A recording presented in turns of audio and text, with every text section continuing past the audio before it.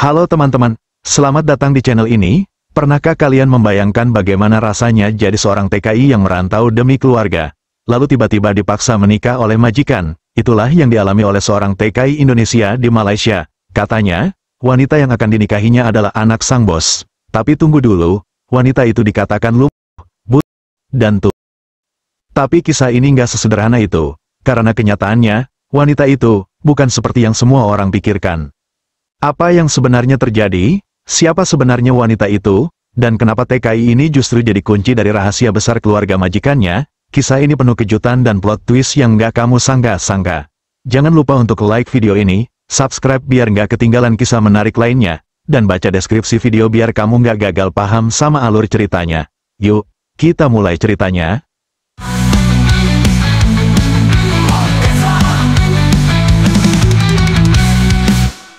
Namanya Rian, anak sulung dari 3 bersaudara, lahir dan besar di sebuah kampung kecil di pinggiran Jawa Timur.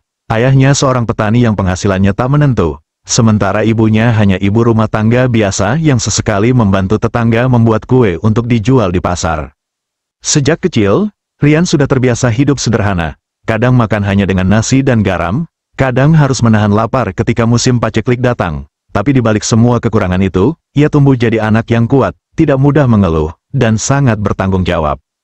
Setelah lulus SMA, Rian tidak punya banyak pilihan. Kuliah, itu cuma mimpi. Orang tuanya bahkan kesulitan membayar uang sekolah adik-adiknya. Maka, saat mendengar lowongan menjadi buruh di Malaysia, ia langsung mendaftar, tanpa pikir panjang. Hatinya hanya berkata satu, kalau bukan aku yang berkorban, siapa lagi? Dengan sisa tabungan dari kerja serabutan dan hasil pinjaman dari tetangga, Rian berangkat ke Malaysia. Perjalanan panjang, penuh kecemasan, ia tak tahu seperti apa dunia di seberang sana. Tapi tekadnya bulat, ia ingin mengubah nasib. Sesampainya di Malaysia, ia ditempatkan di sebuah perkebunan kelapa sawit di daerah pedalaman. Jauh dari kota, sinyal susah, dan hampir tidak ada hiburan. Hari-harinya dipenuhi dengan kerja fisik, memanen sawit, mengangkat tandan berat, membersihkan kebun, dan berurusan dengan lintah serta nyamuk setiap hari. Bagi sebagian orang, pekerjaan itu mungkin menyiksa. Tapi bagi Rian, itu lebih baik daripada hanya duduk di rumah melihat orang tua kesulitan membayar listrik. Ia bangun sebelum matahari terbit, saat pekerja lain masih tidur. Rian sudah menyapu halaman mes dan menyiapkan alat kerjanya. Saat yang lain istirahat lebih lama, Rian tetap memilih bekerja. Ia tidak pernah minta bonus, tidak pernah hitung-hitungan, yang penting halal. Sifatnya yang jujur, rajin, dan tidak banyak bicara, membuatnya mulai dilirik oleh sang pemilik kebun, Tuan Lim. Seorang pria keturunan Tionghoa Melayu yang sudah puluhan tahun menjalankan usaha keluarga. Tuan Lim dikenal galak dan tegas. Banyak pekerja takut padanya. Tapi entah kenapa, kepada Rian, ia bersikap berbeda. Mungkin karena Rian tidak pernah cari muka, ia hanya bekerja dengan hati. Namun Rian tidak tahu, bahwa di balik diamnya sang majikan, ada rencana besar yang sedang disiapkan untuk menguji kesetiaannya. Dan ujian itu, tidak datang dalam bentuk pekerjaan, melainkan sebuah godaan. Atau mungkin, sebuah perangkap. Waktu terus berjalan, 3 bulan, 6 bulan, setahun, Rian semakin dikenal sebagai pekerja andalan di perkebunan kelapa sawit milik Tuan Lim. Sementara pekerja lain kadang bermalas-malasan, Rian justru makin disiplin. Ia sering ditugaskan menjaga hasil panen, mencatat stok, dan bahkan dipercaya memegang kunci gudang kebun. Sesuatu yang jarang diberikan kepada pekerja asing, apalagi yang belum lama bekerja. Suatu hari, setelah panen besar, Rian diminta untuk menyimpan sementara hasil kelapa sawit di gudang kebun belakang, sebelum diangkut ke pabrik. Tuan Lim saat itu sedang pergi ke kota selama beberapa hari. Pagi itu, saat Rian sedang mengecek tandan sawit, seorang pria asing datang, mengenakan topi lebar, pakaian lusuh tapi rapi. Pria itu menyapa ramah. "Kamu yang jaga kebun ini ya?" tanyanya. "Iya, Pak, ada yang bisa saya bantu?" jawab Rian sopan. Pria itu melihat-lihat hasil panen, lalu berkata, "Kamu tahu nggak, ini sawit kualitas tinggi, aku mau beli sekarang juga, aku bayar lebih tinggi dari harga pasar. Ini uang muka, selebihnya nanti kamu ambil, sisanya buat kamu saja, anggap bonus." Pria itu menyodorkan satu amplop tebal berisi uang tunai, jumlahnya, tak main-main, mungkin setara 3 bulan gaji Rian. Rian diam sejenak, ia menatap tumpukan sawit, lalu menatap pria itu. "Maaf, Pak, ini bukan milik saya hanya pekerja, saya tidak punya hak jual." "Loh, Kamu kan yang jaga. Bos kamu juga nggak di sini. Siapa yang tahu, ambil saja sedikit. Nanti saya bantu tutup-tutupi, pria itu berbisik, sambil melirik kiri kanan. Rian menggeleng tegas. Saya minta maaf. Kalau Bapak benar-benar ingin beli, tunggu sampai bos saya kembali, atau langsung ke rumah utama. Saya nggak bisa ambil keputusan, apalagi ambil uangnya. Pria itu menghela napas dan tersenyum samar. Ia tidak marah, ia hanya menepuk bahu Rian dan berkata, "Kamu orang jujur, nggak banyak yang kayak kamu di dunia ini." Kemudian pria itu pergi, tanpa menawar lagi. Rian tak tahu bahwa percakapan singkat itu adalah sebuah ujian, dan pria asing itu, ternyata adalah orang suruhan Tuan Lim sendiri. 2 hari kemudian, Tuan Lim kembali dari kota, ia memanggil Rian ke rumah utama. "Rian, saya dengar seseorang datang ke kebun waktu saya pergi." Rian mengangguk, "Betul, Tuan, tapi saya tidak jual apa-apa, saya tolak karena itu bukan hak saya." Tuan Lim tersenyum tipis, ia mengambil sebuah map dari laci meja kerjanya. "Dia orang saya hanya ingin tahu, apakah kamu bisa dipercaya?"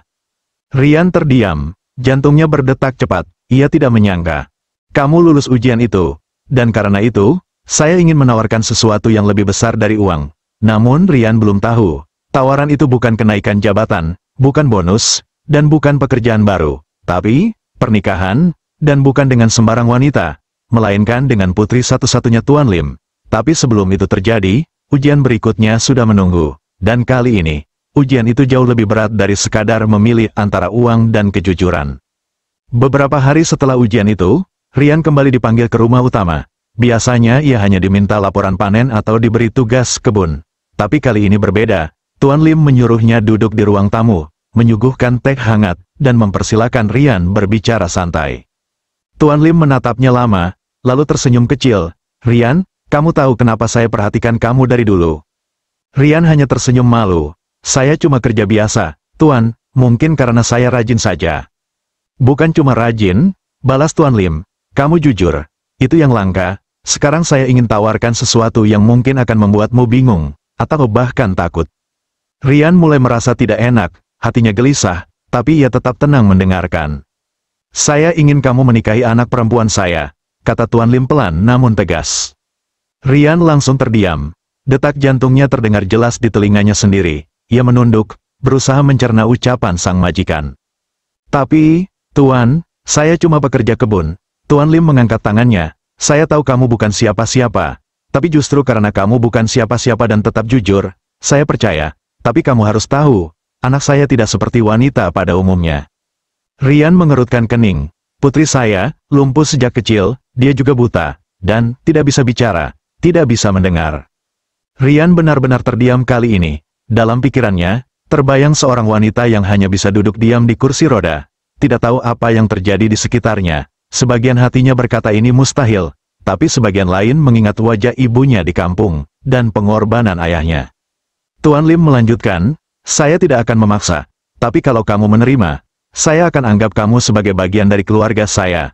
Anak saya butuh seseorang yang bisa merawat dan menjaganya, bukan karena harta, tapi karena hati." Rian menatap lantai. Dalam diamnya, ia bergulat dengan rasa iba, logika, dan harapan. Namun akhirnya, ia mengangkat kepalanya dan berkata pelan, "Kalau itu yang Tuan percayakan kepada saya terima, bukan karena ingin jadi orang kaya, tapi karena saya percaya, kalau saya bisa menjaga sawit Tuan, saya juga bisa menjaga putri Tuan." Suasana hening. Tuan Lim menatap Rian lama, lalu mengangguk pelan.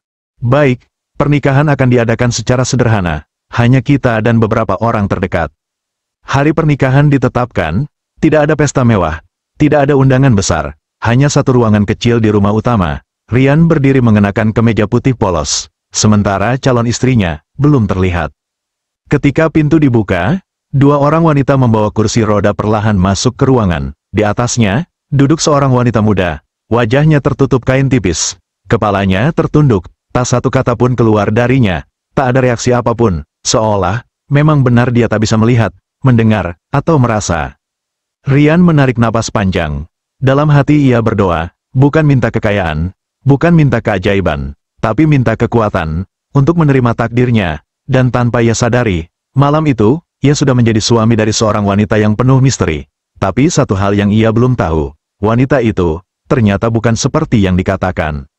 Malam itu, suasana rumah besar milik Tuan Lim terasa lebih hening dari biasanya. Tidak ada pesta, tidak ada musik, tidak ada peluk cium ucapan selamat seperti pernikahan pada umumnya, hanya beberapa pekerja yang menyaksikan akad singkat, dan beberapa orang dekat keluarga. Rian kini resmi menjadi suami dari wanita yang bahkan belum pernah ia lihat wajahnya. Setelah acara selesai, Tuan Lim memandunya masuk ke kamar khusus di sisi rumah, sebuah kamar besar, tapi terasa dingin dan asing. Hanya ada satu tempat tidur besar, meja kecil, dan kursi roda kosong di sudut ruangan. Mulai malam ini, kau tinggal di sini, kata Tuan Lim singkat. Rian hanya mengangguk. Beberapa menit kemudian, pintu kamar dibuka. Dua orang perempuan membawa masuk istrinya, masih di kursi roda, masih menunduk, masih diam 1000 bahasa. Perempuan itu duduk di ujung tempat tidur, diam, kepala tertunduk, wajahnya setengah tertutup rambut panjangnya yang terurai. Rian memandangi istrinya dalam diam. Namaku Rian, katanya pelan, meski tahu wanita itu mungkin tidak bisa mendengar. Aku nggak tahu harus bilang apa, tapi aku akan berusaha jadi suami yang baik. Kalau kamu butuh apa-apa, tinggal tunjuk aja, atau tulis di kertas. Tak ada respons, tak ada anggukan, bahkan sedikit gerakan pun tidak. Malam itu, Rian hanya duduk di lantai, bersandar di dinding, ia tidak menyentuh apapun, tidak bertanya apapun, ia hanya menatap langit-langit kamar, sambil bergulat dengan pikirannya sendiri. Di satu sisi, ia ikhlas, tapi di sisi lain, ada rasa hampa yang sulit dijelaskan. Namun, tepat tengah malam, sesuatu terjadi. Saat Rian mulai terlelap di lantai, suara samar terdengar, bukan suara keras, bukan langkah kaki, tapi seperti bunyi gesekan kain. Rian membuka mata perlahan, di balik gelap kamar, ia melihat sesuatu yang membuatnya tercekat. Istrinya sedang berdiri, bukan duduk di kursi roda, bukan pula terkulai lemas, tapi berdiri tegak, dan berjalan perlahan ke jendela kamar. Ia membuka tirai jendela, lalu menatap keluar. Mustahil, bisik Rian dalam hati, Tuan Lim bilang dia buta.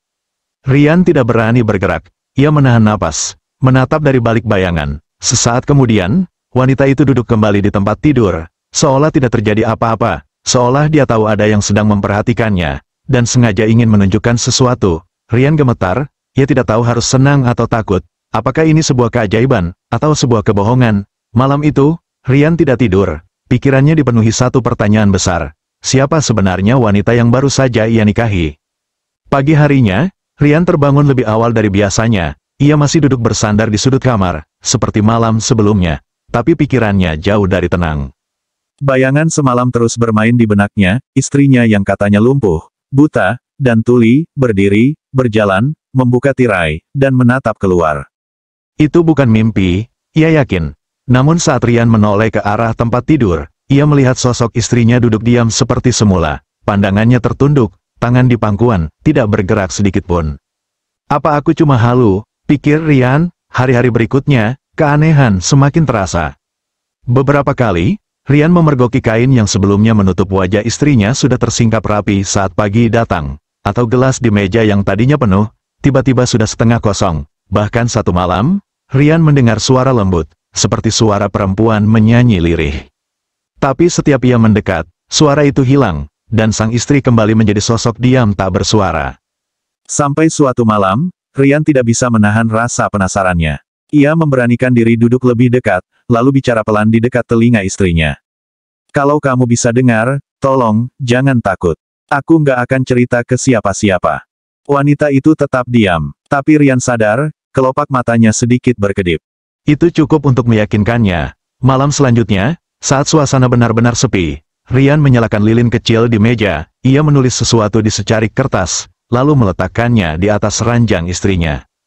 Tulisan itu sederhana, aku tahu kamu tidak seperti yang mereka katakan. Tolong, beritahu aku yang sebenarnya. Ia pura-pura tidur. Beberapa menit kemudian, suara halus kain bergeser terdengar. Rian mengintip dengan mata setengah terbuka. Istrinya mengambil kertas itu, membacanya, lalu, untuk pertama kalinya sejak mereka menikah, ia menatap Rian langsung. Mata itu, tidak kosong, tidak mati, tapi hidup, penuh rasa, penuh cerita. Ia mengambil pulpen, dan membalas di kertas yang sama. Ini rahasia, tapi kamu pantas tahu. Malam itu, mereka berbicara untuk pertama kalinya, bukan lewat suara, tapi lewat tulisan. Dan dari situlah, satu demi satu rahasia besar terbongkar. Namanya bukan Mei Ling seperti yang diberitahukan pada Rian. Nama aslinya adalah Li Wen. Ia adalah satu-satunya anak perempuan Tuan Lim, tapi hidupnya dikekang sejak kecil. Sang ayah, yang sangat berhati dingin terhadap dunia luar, tidak percaya pada cinta. Tuan Lim pernah ditipu, dikhianati, dan ditinggalkan oleh orang-orang terdekatnya. Sejak itu, ia percaya bahwa hanya ujian yang bisa membuktikan kejujuran seseorang. Li Wen dipaksa berpura-pura menjadi perempuan lumpuh, buta, dan tuli untuk menguji para pria yang datang mendekat. Semua pria yang sebelumnya dijodohkan dengannya, mundur setelah tahu kondisinya, kecuali Rian. Rian adalah satu-satunya yang menerima tanpa banyak tanya, tanpa pamrih, tanpa syarat. Ayah ingin tahu, apakah ada orang yang bisa mencintaiku tanpa melihatku, tulis Li Wen. Dan kamu, adalah jawabannya. Rian menahan napas saat membaca tulisan itu. Ia merasa seperti sedang berada di tengah mimpi, tapi ini nyata. Sang istri yang selama ini diam, ternyata melihat segalanya. Sang istri yang selama ini tampak seperti boneka hidup, ternyata menyimpan hati yang penuh luka. Dan malam itu, tanpa kata-kata, mereka saling menatap dalam keheningan yang penuh makna. Bukan karena rahasia itu telah terungkap, tapi karena, untuk pertama kalinya sejak menikah, mereka mulai saling memahami, dan mungkin, mulai saling mencintai. Sejak malam rahasia itu terungkap, semuanya perlahan berubah. Li Wen tidak lagi berpura-pura, ia mulai berani tampil apa adanya di hadapan Rian. Ia belajar membuka diri, tertawa, dan berbicara, bukan hanya lewat tulisan, tapi dengan suara yang selama ini ia sembunyikan. Rian pun belajar sesuatu yang baru, bahwa cinta tidak selalu datang dari keindahan fisik, atau dari harta, tapi dari rasa saling percaya, dan keberanian untuk menerima kekurangan seseorang, bahkan saat semua tampak gelap. Beberapa hari kemudian, Tuan Lim memanggil Rian ke ruang kerjanya. Kau tahu, Rian, katanya sambil menatap tajam, aku bukan orang yang mudah percaya, tapi kamu, berhasil menghancurkan semua prasangka burukku. Ia lalu meletakkan sebuah map di atas meja, isinya, surat hak milik sebagian kebun sawit, atas nama Rian. Kamu sekarang bukan lagi pekerjaku, kamu keluargaku. Rian hanya bisa menunduk, matanya berkaca-kaca, bukan karena nilai dari tanah itu, tapi karena selama ini ia merasa hanya datang ke negeri ini sebagai buruh yang tak punya apa-apa. Hari-hari berlalu, hidup Rian dan Li Wen tidak selalu sempurna, tapi mereka belajar saling melengkapi. Li Wen yang dulu tumbuh dalam kekangan, kini mengenal kebebasan lewat kesederhanaan Rian. Sementara Rian, yang dulu hanya memegang parang dan keranjang sawit, kini memegang tangan seorang istri yang mencintainya dengan sepenuh hati. Mereka berjalan di kebun bersama, menikmati pagi dengan teh dan roti sederhana. Kadang bercanda, kadang diam, tapi tidak ada lagi kepura-puraan, hanya kejujuran. Dan setiap kali Rian melihat ke mata istrinya, ia teringat satu hal. Bahwa dulu, ia menerima wanita yang katanya lumpuh, buta, dan tuli, tanpa pernah melihat siapa dia sebenarnya. Dan sekarang, ia tahu, bahwa keberuntungannya bukan karena menikah dengan wanita cantik. Tapi karena ia berani berkata, iya, saat semua orang berkata, tidak. Dan itu, adalah hadiah paling berharga dari hidup. Jadi teman-teman, bagaimana menurut kalian kisah Rian? Dari buruh sawit yang hidup pas-pasan, menjadi suami dari wanita yang selama ini disembunyikan oleh ayahnya sendiri. Ini bukan sekadar cerita cinta, tapi tentang kejujuran, ketulusan, dan keberanian menerima ujian hidup, seaneh dan seberat apapun bentuknya. Kalau kalian suka cerita ini, jangan lupa klik like, subscribe channel ini, dan baca deskripsi video biar nggak gagal paham dengan alur ceritanya. Karena bisa jadi, masih banyak cerita seperti Rian, yang menunggu untuk diceritakan. Sampai jumpa di kisah berikutnya.